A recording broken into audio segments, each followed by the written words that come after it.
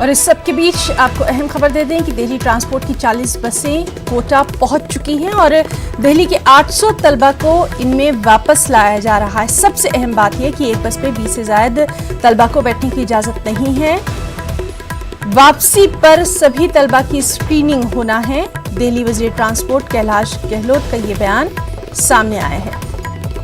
तो इस वक्त की अहम खबर कि दिल्ली ट्रांसपोर्ट की 40 बसें कोटा पहुंच चुकी हैं। 800 तलबा को दिल्ली के वापस लाया जा रहा है।